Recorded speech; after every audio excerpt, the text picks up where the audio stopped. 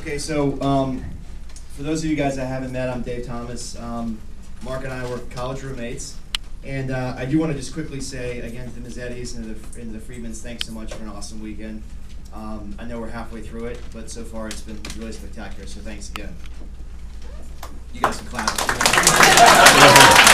I'm really grateful person. We should also, I think, just take a second and say a special thanks to our corporate sponsors, the Evening Blackwater. Which, if you didn't get that joke, you shouldn't consider yourself one of Mark's friends because it means you don't read anything that he writes. Okay, so I thought a lot about, I met Mark, I guess 17 years ago at this point, so I thought a lot about what I could say. And, Mark's a complicated guy. You guys all know him, you know he's a complicated guy. I think I got him figured out. So I really thought about this and I said, I'm just going to give this toast to you, Linz, because these are going to be, I'm going to impart to you the 4 or 5 important things about Mark. That, this is a distillation of 17 years of experience. So here's what you have. I think some of this will be a surprise to you, some of it won't.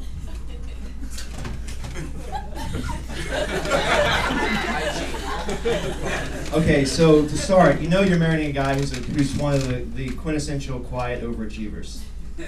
I think he's had enormous success, and he's done it with just laced with modesty. And I think that's one of the most admirable things about Mark. It's incredibly touching to see. He's I remember back at Duke early on, he was by far one of the hardest working of all of us. And his career, from getting into journalism, you know the story: The Economist, U.S. News, L.A. Times. Where are you now, Maz? New York Times.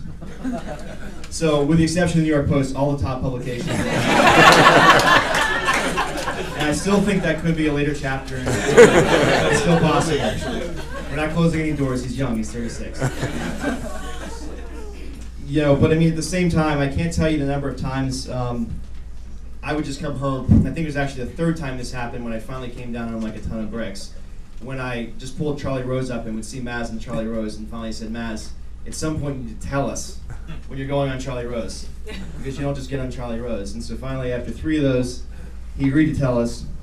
And then I remember buying a TV in 2002 when I first moved back to New York, and I was sitting there trying to figure out which flat screen I'm going to buy, and I look up and there's Maz at a news conference being chewed out by Don Rumsfeld on C-SPAN for actually suggesting in 2002 that maybe he was contemplating an invasion of Iraq.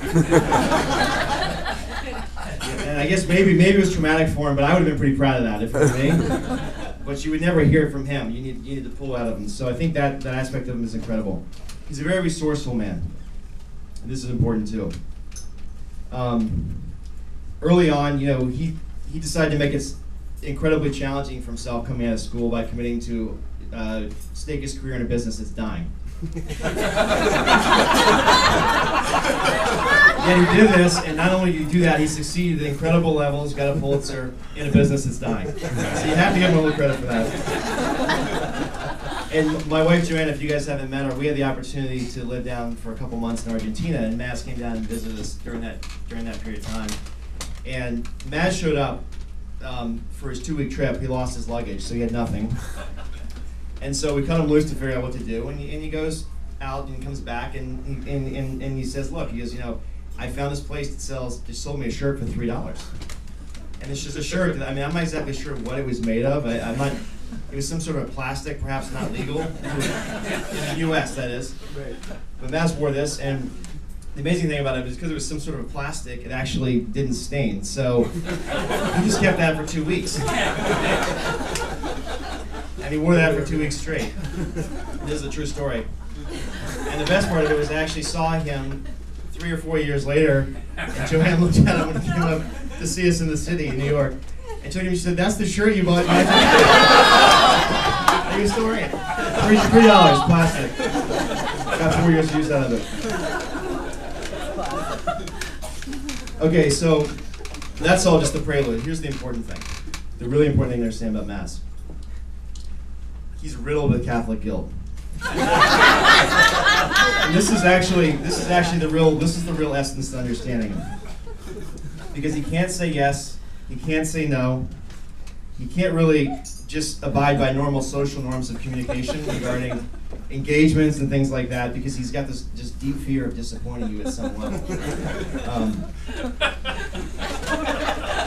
So, for example,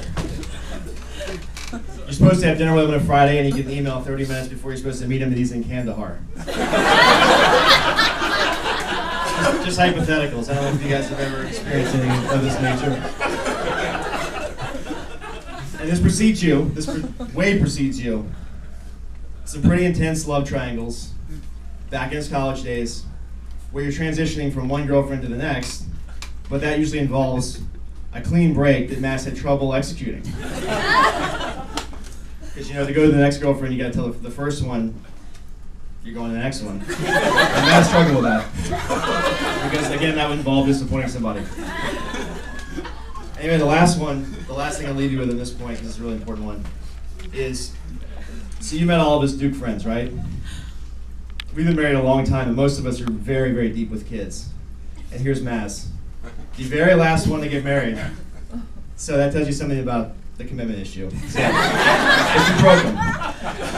So anyway, and the last thing I'll leave you with is just that he's a great and phenomenal friend. And I think, you know, I think I can ask everyone to raise a glass and just say that, you know, we, on behalf of myself, Joanne, and then I know everyone in this room, we couldn't be more excited. We love you guys, and we couldn't be more excited about the years ahead for you, because we know they're going to be awesome. Yeah.